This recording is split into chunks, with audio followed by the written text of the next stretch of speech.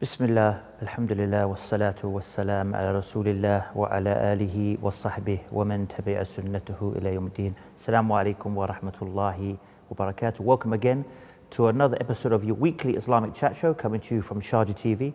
As always, I'm your host Ismail Bullock, and today we have a guest we haven't had for quite some time, Ustadh Muhammad Tim Humble. Assalamu alaikum. Wa alaikum assalam wa rahmatullahi wa barakatuh. Good to have you back. It's lovely to be back. Now today we thought we'll discuss an important topic, and we always try to cover important topics from time to time, or most of the time to be honest, and that is time. Because time is something that a lot of people have, and sometimes they say that they don't have, but they will spend hours doing things that are of no real benefit. So today we want to talk about the importance of time and aspects, around time in general. Alhamdulillahi Rabbil Alameen wa salatu wa salam ala abdillahi wa rasulih Nabiyyina Muhammad wa ala alihi wa sahbihi ajma'een. So after praising Allah and asking Allah to exalt the mention and grant peace to our messenger Muhammad sallallahu alayhi wa sallam, there's no doubt that time is the most valuable resource that Allah subhanahu wa ta'ala has given us. Because everything else, you can get it and lose it and get it again. But time is something that just when you've used up that day, whatever you've used up, let's say today, and whoever's watching at home, whatever you've used up that day is never ever going to come back. And that's why some of the early generations used to say, Ya bana Adam, innama anta ayyam, فَإِذَا ذَهَبَ يَوْمُكَ ذَهَبَ بَعْضُكَ. O son of Adam, you are just a fixed number of days. And if one day goes, part of you goes with it. You lost that day, and whatever you did in it, whatever good you did in it, or whatever bad you did in it, فَمَنْ يَعْمَلْ مِثْقَالَ ذَرَّةٍ خَيْرًا يَرَهُ وَمَنْ يَعْمَلْ مِثْقَالَ ذَرَّةٍ شَرًّا يَرَهُ. Whoever did even an atom's weight of good is going to see it, and whoever did even an atom's weight of evil is going to see it. So with that in mind, I think to look at how important time is, the first thing you can look at is how many times Allah swears by time or parts of time in the Quran. There are so many times, and we have a principle that Allah Azza wa Jal doesn't swear by something unless it is mu'azzam indahu. It's really important to Him. Allah subhanahu wa ta'ala doesn't swear by things that are insignificant and unimportant. And perhaps the most famous of all of the ayat of the Quran in which Allah swears by time or a portion of time is the Surah Al-Asr. Wal-Asr, innal insana lafi khusr. إلا الذين آمنوا وعملوا الصالحات وتواصوا بالحق وتواصوا بالصبر. This surah, famously, Imam Shafi'i said that if it was the only surah that was revealed to us, it would have been enough. So that shows us that the kind of importance and the lessons that can be learned and can be derived from that very short chapter. From that short chapter, and what you do with your time. And I think the first thing to think about is that Allah swore by time, and as we said, Allah only swears by things that are very, very important. And here Al-Asr, it refers to time in general, or it refers to the specific part of the day. But most of the scholars of tafsir said it refers to the whole of time in general. And then Allah said, Innal insana lafi khusr. So the basic state of mankind is that they're in loss, they're going to lose. And that's what happens when you don't make use of your time. You lose out. And you lose out in your dunya, and you lose out in your akhirah. And in this episode, I didn't just want to talk about the religion. I didn't just want to talk about how time is important to pray and to read the Quran and to make dhikr, but how you lose if you don't take advantage of that time. Innal insana lafi khusr. Here, insan is every single human being is going to lose. And here, it didn't say to lose your religion or lose the reward. Fi khusr, you're going to lose everything. Khasira dunya wal akhirah. The person will lose their dunya and their akhirah if they don't take advantage of the time that they have. And then Allah subhanahu wa ta'ala told us what we should be doing with that time, and what we do to remove ourselves from that state of loss. إِلَّا الَّذِينَ آمَنُوا وَعَمِلُوا الصَّالِحَاتِ is to believe in Allah. And that belief here requires knowledge. And so implicitly, one of the things that we fill our time with so that we don't lose out is we fill our time with seeking knowledge, because it's knowledge of Allah that leads to Iman. So what's amazing is that, that Allah starting by showing you that, people genuinely in loss, and then He's giving you the action plan, how to avoid this loss. How to not be those people. To not be those people, you have to have Iman, and to have Iman, you have to have knowledge. Allah created the heavens and the earth so that we know Him. Allah said, لِتَعْلَمُوا أَنَّ اللَّهَ عَلَى كُلِّ شَيْءٍ قَدِيرٌ وَأَنَّ اللَّهَ قَدْ أَحَاطَ بِكُلِّ شَيْءٍ عِلْمًا. At the end of Surah Al-Talaq, Allah created the heavens and the earth and everything between them so you may know Allah. So with that knowledge comes Iman. And Iman is made up of what is in your heart and what is on your tongue and what you do with your limbs. And so Allah emphasized وَعَمِلُوا الصَّالِحَاتِ, because some people, they do know their religion and they do really firmly believe it to be true, but they're not putting it into practice. They're not implementing it and actually carrying it out and actually doing things and filling their time with beneficial actions. And so if you ask them, they say, yeah, it's true, I do bad things, or I do waste my time, but in my heart I really do believe and I really do want Jannah. But Allah emphasized that in itself isn't enough. It has to come with al-amal as-salih. It has to come with righteous actions. So a person, yes, they gain knowledge, but knowledge without righteous actions doesn't benefit. And actions without knowledge also doesn't benefit, because if you have actions without knowledge, you fill your time with lots of things, but it may not be what is getting you a reward with Allah. And a lot of people don't think about it that way. Well, I'm doing a lot of things, I'm busy all the time, but without the knowledge to know what to do, you might be doing something that's taking you further away from Allah, or is even potentially taking a person to Jahannam wal-'iyadhu billah, or is causing their reward to be lost, like in the hadith of Aisha radiallahu anha, which is narrated by Al-Bukhari and Muslim, and the wording of Muslim, "Man amila amalan laysa alayhi amruna fahuwa rad." Whoever does an action that isn't in accordance with our way and our command, it's going to be rejected. And so that use of time got lost. The person filled it with whether it's dhikr or some good deed, but they didn't do it with knowledge, they didn't do it in the right way. It reminds me of the, in Surah Kahf, the meaning of which, when it says that they يحسنون أنهم ويحسبون أنهم يحسنون صنعا.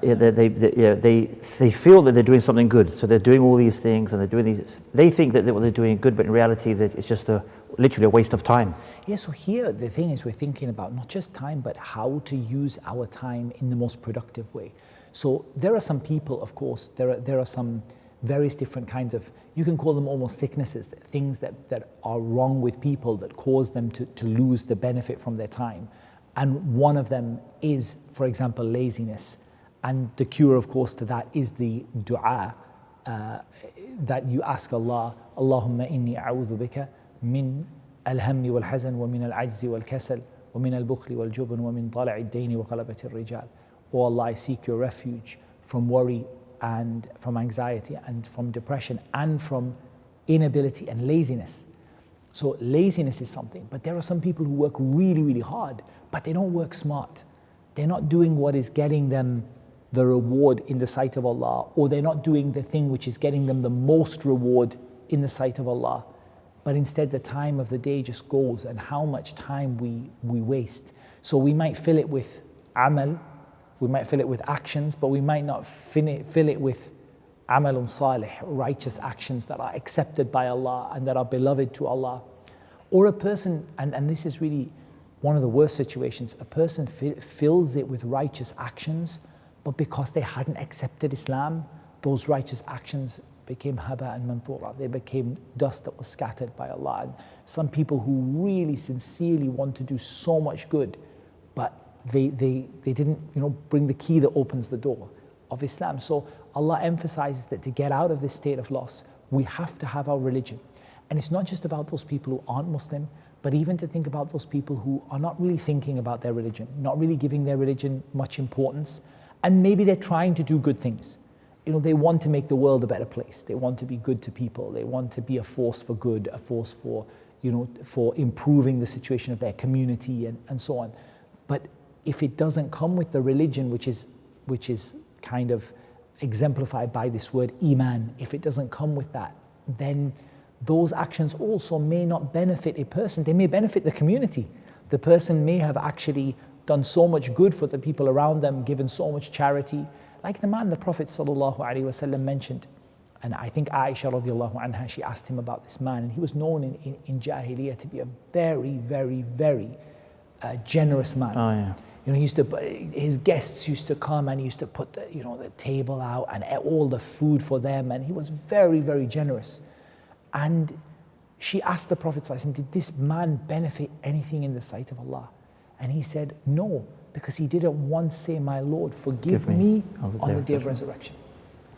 So that could show that there are people who, and I'm sure a lot of people who watch at home who see that in people around them, people who want to do so much good, have such a good heart in the sense of their, what they want to do, but like, I think it was Abdullah ibn Mas'ud radiallahu anhu said, كَم مِّن مُرِيدٍ لِلْخَيْرِ لَمْ يُصِبْهُ.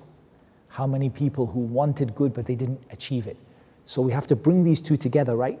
Al-Iman, the religion, and righteous deeds together, knowledge and action. هو الذي أرسل رسوله بالهدى ودين الحق. Allah sent His messenger with al-huda, which is knowledge, and deen al-haq, which is righteous actions. And it's interesting because all those points you mentioned about people, they strive to do this, which is all good. If the person is a practicing Muslim, practicing Islam properly, though all those kind of characteristics should be within them anyway. They should be. In reality. They should be, and often we don't think about how important it is that we may look to outside, look to non-Islamic sources for kind of inspiration about how to do good. But actually, if we're implementing Islam properly, all of the good that we need is inside of Islam. I remember only recently, Sheikh Aziz bin Farhan, he was asked a question about these self-improvement courses, and he said, wallahi, like swore by like 3 or 4 times, he said, if you just look into the seerah, you can find this personal development, you can find how to deal with your family, how to control anger, how to be generous, how to be, all those things that people go and pay sometimes thousands of dirhams or pounds for life. He said you can find it in if you read the seerah properly, you'll find all of that in the seerah, but we tend to skip that and think seerah is just like maybe like a, I don't know, religious story or something, and we can't relate to it. But if you read it carefully, you see how to deal with patience, how to control your anger, how to deal with tribulations, so many things that people are paying. And one of those things you find in the Islamic text, in the seerah, in the Quran and the Sunnah, is you find this issue of time management, how you manage your time. I give one example. I'm just going to hold you there because we've got to go for a break. We'll give the example after the break then. So inshallah, join us after this break.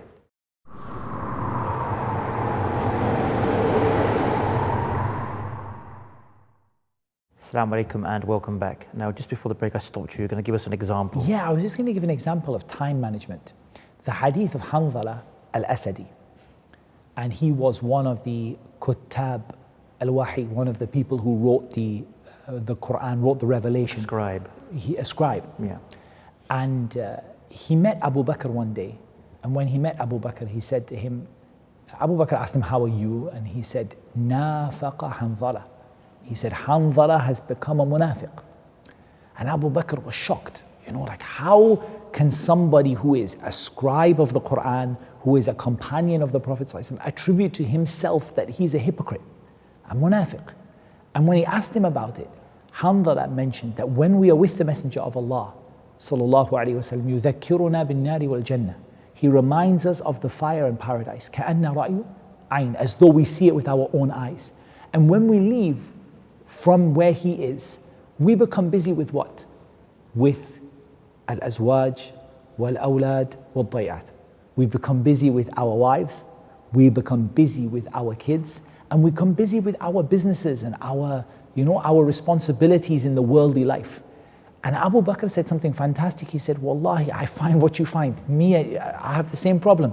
So let's go to the Messenger of Allah, sallallahu alaihi wasallam, and ask him about it. And when they went, he repeated the same story, that when we're with you, that you remind us of the hellfire and paradise. It's as if we see them with our own eyes.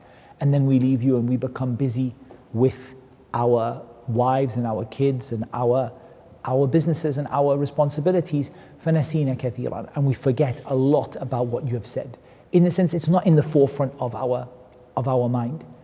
And the Prophet ﷺ, he told him that if you, لو أنكم تدومون على ما تكونون عندي وفي الذكر, if you were to stay in the situation that you are with me and remembering Allah, the angels would shake your hands on the roads and in your beds.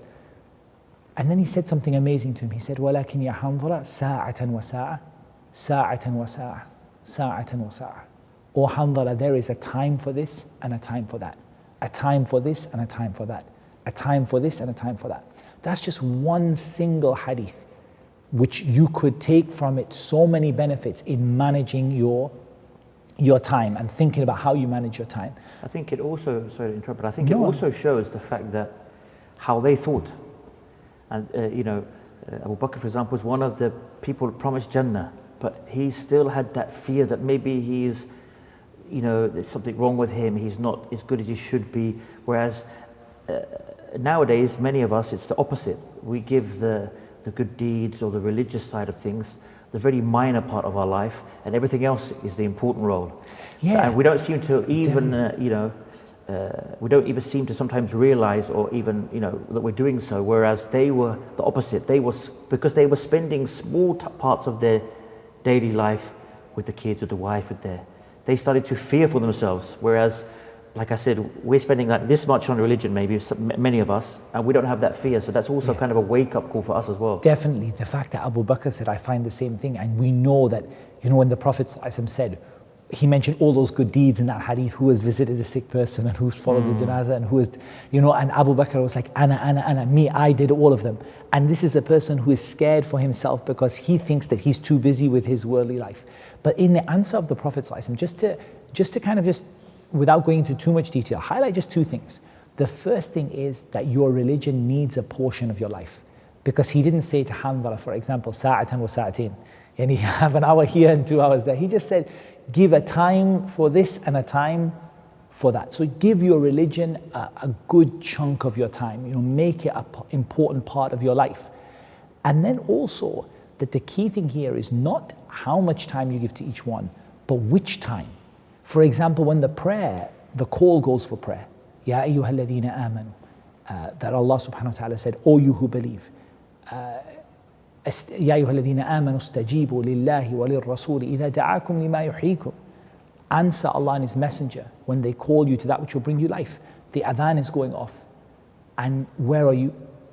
Work, busy, family. So it's not the case that it's not the issue of time, because the 5 daily prayers take a small amount of your day, probably we say an hour and a half of your day in total or something. It doesn't take a huge amount of your day, but it's what you're doing at that time, at that moment in time when the adhan goes. Are you now getting ready to go to pray, or is it the case that you are doing something else? And are you, at the time when you have some downtime, maybe to do something in the worldly life, that the timing is all wrong. So it's not just how much time you spend. And in fact, I would remind everyone what the Prophet ﷺ said, أَحَبُّ الْعَمَلِ إِلَى اللَّهِ أَدْوَمُهُ وَإِنْ قَلَّ أَوْ كَمَا قَالَ. The most beloved deeds to Allah are the most consistent, even if they are small. It's not about spending, hours and hours and hours doing something, but doing it at the right time and doing it in the right way can be multiplied many times over. So if we say that the general rule is that al-hasana bi ashri amthaliha, every deed comes with 10, a multiplication of 10 times reward. 1 hour for your religion at the right time, in the right way, is worth 10 hours. 2 hours, 20. 2.5 hours, and now we've got the whole day written for us just by giving the religion some of our time. And it's interesting because, a lot of the time people say, like, I'm so busy at work, I just have no time for anything. I leave early in the morning, I come back late at night, have my dinner, I crash out. But during that day, you're driving in the car, you could be making dhikr, you could be listening to a lecture, you could listen to the Quran. Just like we find people now every hour, they might go for like a 5-minute cigarette break. Yeah, but absolutely. in reality, every hour when you get up and take a stretch from your desk, you could just be saying subhanallah, walhamdulillah, wa la ilaha illallah. Simple 4 words, as we know the reward is great. And if you're doing that every day, on the way to the mosque, maybe on the way back from the mosque, or the musalla if you're working in a building, or whatever it may be, the room that, if you're not in a Muslim country, the room that you pray, just walk into that room, make some dhikr on the way, walking back, and before you realize it, you've maybe said subhanallah and wa bihamdihi 200 times in that day, and just from walking to your office and back or something. And then like nobody comes on the day of judgment with anything better except the one who did it more. So you end up being someone who filled your time with just the downtime you have, like you said, in the car, walking somewhere, waiting for the phone, someone to answer the phone, waiting for your computer to process whatever it is that you're doing at work. That downtime can be filled with just the small good deeds. And we know the Prophet ﷺ said, لا تحقرن من المعروف شيئا ولو أن تلقى أخاك بوجه طلق. Don't belittle any good deed, even if it is just meeting your brother with a smiling face. That's one thing, which is the small good deeds that you fill your time with. Listening, I mean, people say, I don't have time to seek knowledge. And yet, if those AirPods were playing, Islamic lectures or whatever, instead of whatever else they're playing, you could really fill your time, you could really benefit immensely just on the trip to work and back. And it's interesting because, even many scholars have been asked, if I'm one of those people that I'm listening to a lecture that's even pre-recorded, or a fatwa program on the radio, but with the intention of, pleasing Allah, getting some knowledge, many of the scholars say that they still get that reward like the people who attend the mosques. It doesn't mean that they just say, I'll never go to the mosque because I've got it in the car. But if that's, that's what they had, then inshallah, that they will be considered to be of those people. Just like now we have these online classes. People study Islamic studies, maybe Medina International University, whatever it may be, online. They are, inshallah, covered from that hadith. So first of all, you're getting that reward. And at the very least, someone might say, well, when I'm driving, I'm not fully concentrating, but you're at least going to absorb, in your mind, 20% of that knowledge. You're going to come out with something beneficial that you're going to remember, to do with belief, to do with actions, that's going to be and useful. Not just that you came out with something beneficial, but you didn't do something haram in that time, which a lot of people might otherwise do. Either whether it's filling the time with forbidden speech, backbiting, gossiping and things like that, or whether it be listening to things they shouldn't be listening to, music and so on. It's really to fill your time with something that brings you near to Allah. But you said something really interesting. We talked about intention. And intention is a really powerful way to get more out of your time. And that's the concept of ihtisab. And that is that I'm doing an action which is a worldly action, but my ultimate goal in that action is to please Allah. For example, I earn a salary, and with the salary I earn, I want to spend on my family, I want to give charity, I want to pay my zakah. So I have an Islamic goal, but a worldly means of achieving that goal that is not necessarily Islamic. By keeping in mind the ultimate goal, I could be rewarded for the action even though it hasn't got anything to do with the religion, because the goal behind it is. Someone is studying or something like that, and they're not studying religion or something, but they want by that to earn a halal income, to be able to give zakah, to be able to give charity and so on. Or somebody, let's say for example, is doing something menial like cleaning up or something, but by that they want to please Allah. They remind themselves that of the status of cleanliness in Islam, and or they want to please someone that Allah has commanded them to please, like their parents. So even by doing worldly tasks, which are not necessarily in themselves acts of worship, by keeping in mind the goal that you want from them, you can be rewarded for them as though you were worshipping Allah. So you imagine someone's at work, their intention of what they're doing with their salary, followed by filling the time up with the small good deeds, as well as making sure to give that little bit of time when the prayer time comes, and to balance their time properly. The whole day can be spent worshipping Allah without the person feeling it to be burdensome. And Islam is not meant to be a burden. So with that in mind, that's what we're talking about, a little bit about what Islam gives us in terms of time management. But just going back to Surah Al-Asr, we still had to conclude with the last two ayat. إِلَّا الَّذِينَ آمَنُوا وَعَمِلُوا الصَّالِحَاتِ وَتَوَاصَوْا بِالْحَقِّ وَتَوَاصَوْا بِالصَّبْرِ. The last two parts of that ayah. the last two sections within the last ayah, that they advise one another to the truth and they advise one another to patience. And that's two things that we need in context of our time.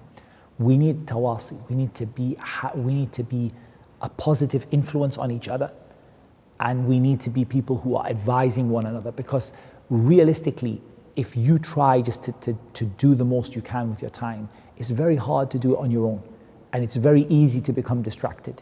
But having people around you who are working together, collaborating with each other, advising each other, being a good influence on each other, it's amazing what happens if you just spend a little bit of time in your day with someone who's productive. And let's not talk about religion. I mean, I want to talk about in a religious sense, but just as an example, you spend your time, half an hour of your day with someone who's super productive and organized. Already you inherit those characteristics. You start writing in your own diary and you start being really, really organized. So being around people who are positive in terms of religious influence, in terms of how they use their time and how they benefit from their time, can have a huge influence on you, and sharing that with other people. And also patience, because you won't get it right all the time. If we're talking about time, there'll be days where you think, what did I do today? What have I done today that, apart from my daily prayers, I really feel like I didn't benefit what I wanted today. I didn't achieve a lot today, or I didn't achieve as much as I could have done today. So we will need to be patient, and we'll need to be patient in different ways. Just going to hold you on that point. If you could be patient slightly. Inshallah. And we'll go for a break. Join us after this short break.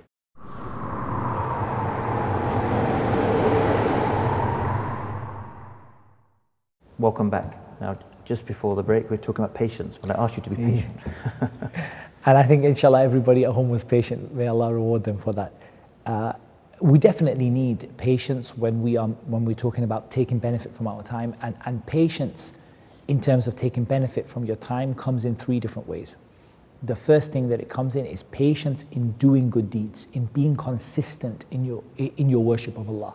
As Allah said, رب السماوات والأرض وما بينهما فاعبده واصطبر لعبادته هل تعلم له سميع. Worship Allah and remain consistent and patient in worshipping Him. That regular, persistent worship, it doesn't have to be huge. We can start by just talking about the 5 daily prayers on time, the basic things that you do every single day, even if they're very small. Even smiling at your brother, وَلَوْ أَن تَلْقَى أَخَاكَ بِوَجْهٍ طَلْقٍ. Even if it's just smiling at somebody, you are trying to fill that time with those basic things that you do. That requires patience. It's not easy to do that every single day, day in, day out. But what we would say is there's 2 guidelines that Islam gives us. There's more, but 2 that I want to focus on. One is focusing on consistency rather than looking at the huge amount of it, and also focusing on what is more important over what is less important. And there's no doubt that the obligatory deeds are the most important. وَمَا تَقَرَّبَ إِلَيَّ عَبْدِي بِشَيْءٍ أَحَبَّ إِلَيَّ مِمَّا افْتَرَضْتُ عَلَيْهِ. That my servant, as is in the hadith Qudusi, the Prophet has narrated from Allah, that he said, my servant does not come near to me with anything more beloved to me than what I made obligatory for him. وَمَا يَزَالُ عَبْدِي يَتَقَرَّبُ إِلَيَّ بِالنَّوَافِلِ حَتَّى أُحِبَّهُ. And my servant continues to come close to me with voluntary deeds until I love him. So the way that we build up the benefit from our time and remain patient in doing good deeds is by doing small, regular good deeds and not focusing on quantity, and also by prioritizing the obligatory over the voluntary, prioritizing the major actions, like, for example, the prayer, over some of them which are very good but less important, like voluntary charity. So putting things in order will also allow you a sense of priorities. And whenever you read these books that talk about benefiting from your time and how to benefit from your time and how to make the most of your time, they all talk about prioritization in one way or another. Everyone who writes about benefiting from your time talks about that. So here it's not about prioritization like this is number 1 on my list and this is number 4 on my list, but it's more about talking in Islam, what is number 1 and what's number 2 and what's number 3. So definitely the prayer has to come very, very high on that list, in the highest of those deeds that you're going to do regularly. Another type of patience you need is patience in keeping away from sins. Like Allah said, وَأَمَّا مَنْ خَافَ مَقَامَ رَبِّهِ وَنَهَى النَّفْسَ عَنِ الْهَوَى فَإِنَّ الْجَنَّةَ هِيَ الْمَأْوَى. That the person who fears standing in front of their Lord and prohibits themselves from what they desire, paradise will be their abode. So a person having that idea of being someone who is really patient in keeping away from temptations and things they know to be wrong. Again, knowledge comes in here, because if you don't know something is wrong, for how are you going to keep away from it if you don't know it's wrong? You won't even realize to avoid it. And that's actually surprising, because you'd be surprised that sometimes when you see these short clips that go around of general fatwa or general aspects of belief that to many people may be like common knowledge. You find so many people, even sometimes amongst practicing Muslims, they're like, I never knew that. All this time it could be something simple, like when they're praying, they come in the middle, like nod their head. And they've been doing it, and the person's genuinely, he could be a practicing Muslim, and he may have a foundation of Islamic knowledge, but there's just little things here and there that they're like so shocked that they've been doing it for the last 15 years in an incorrect way. So it's very important to, start off with the basics. Definitely. If a person doesn't have knowledge of what's right and wrong, it's going to be really, really hard for them to keep away from what is wrong. They'll be keeping away from it by just natural reaction. That doesn't seem right to me, that seems okay to me, and that's going to let you down. It's not Islam is not based upon some kind of like sense of or feeling of what's right and wrong, but based on what Islam tells us. So keeping away from sins, from disobedience, a lot of tawbah, istighfar, and coming back to Allah, but also patience in what Allah decrees for you. Because Allah subhanahu wa ta'ala, His decree, this life is meant to be a test and a challenge. It's not meant to be a place of paradise. It's not meant to be perfection. It's not meant to be a relaxing holiday. And for that reason, Allah does decree challenging things to happen to us. Now, I use the word challenging, not bad, because it's a more accurate word. They may be bad in one sense, but each of them is a challenge to us and a chance for us to actually get nearer to Allah through something that we are patient for, or patient upon, which we perceive to be difficult or challenging. So we will get challenged, and some of that challenge, or some of those challenges, happen in our time and how we use our time. For example, you intended to be somewhere at a certain time, and Allah subhanahu wa ta'ala decreed for you that it didn't happen. And that goal that you had for that time, you lost that goal. You could not achieve that goal that you had at that moment.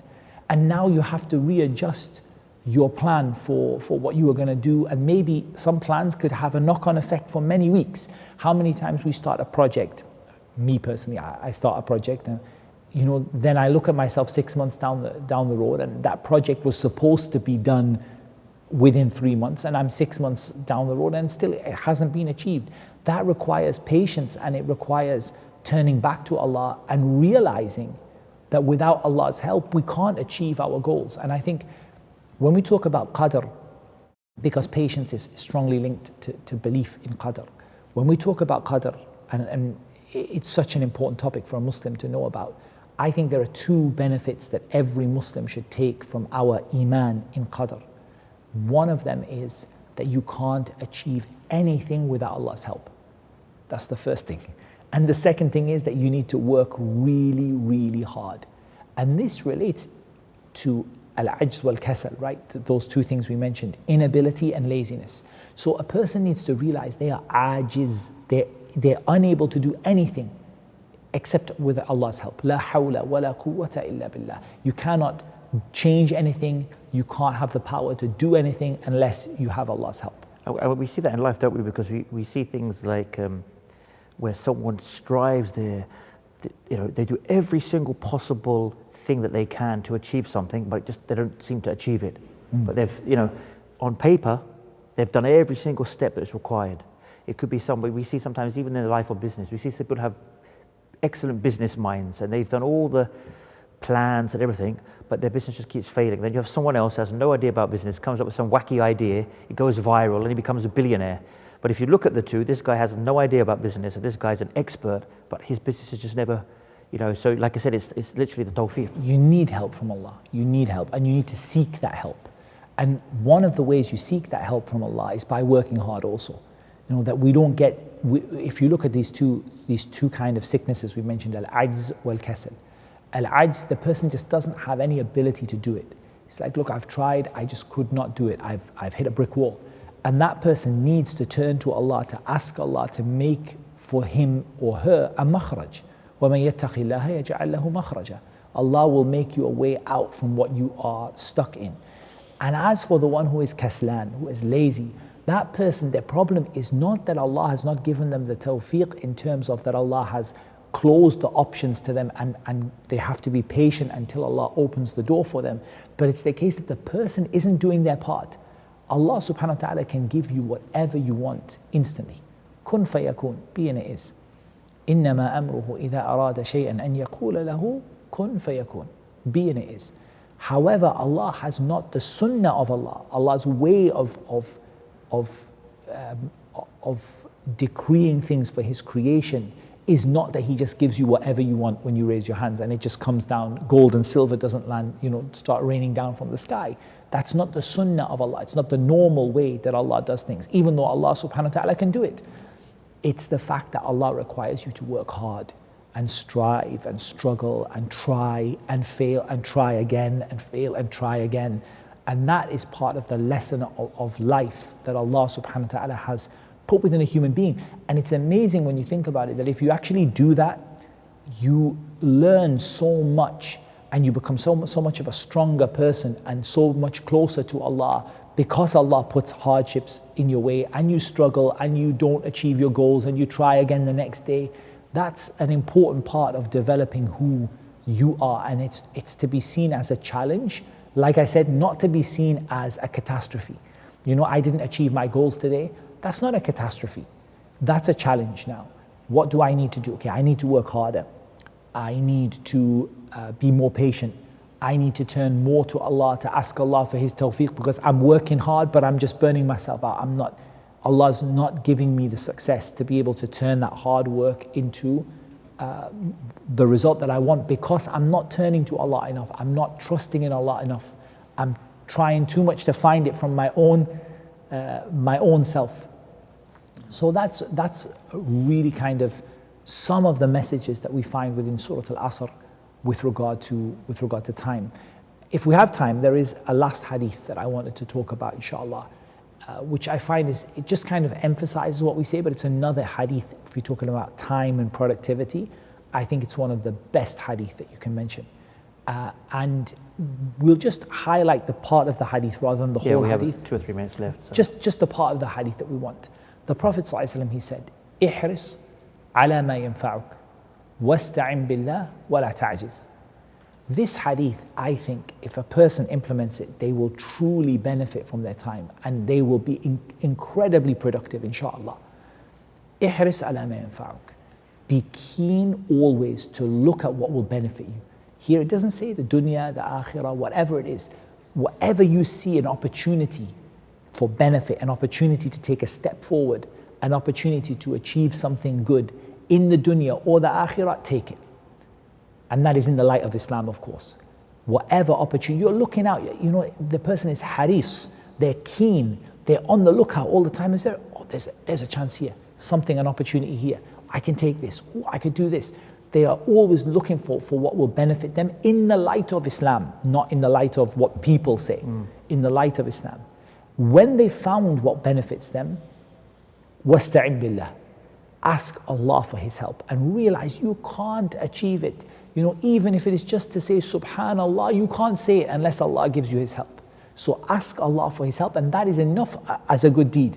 إِيَّاكَ نَعْبُدُ وَإِيَّاكَ نَسْتَعِينُ. You alone we worship and you alone we ask for help. وَلَا تَعْجِزْ. And don't ever feel you've been defeated. Don't feel like you can't do it. Don't say, I can't, there's no point. Yeah, so I guess that's a pretty good point to kind of end off, is that, it's an amazing hadith, the fact that you should take use of that which benefits you. So this is telling us clearly, make the use of your time in that which benefits you, whether it's dunya or not, or religious, as long as it's within the boundaries of Islam and the permissible. And more importantly, seek help from Allah, because as we mentioned, you cannot do anything without the help of Allah. And finally, not to give up, and because a lot of people that just do something, they give up, And that's a whole other episode. Yeah, And that's so not to despair. So I think we can pretty much end on that. It's been great, Jazakallah khair, for coming on and sharing that with us. It's been a pleasure. And inshallah we'll see you hopefully soon for some more episodes. Inshallah we will. Again, for the viewers, thank you for tuning in. And inshallah we can take some points and some benefits, some lessons from this on how to be more proactive with our time, how to use our time wisely and not waste our time. And we've obviously seen here the importance of time, starting by the chapter of Surah Al-Asr. So inshallah, until next week, same time, same place, I leave you as always with the greetings of Islam, the greetings of peace. Wassalamu alaikum wa rahmatullahi wa barakatuh.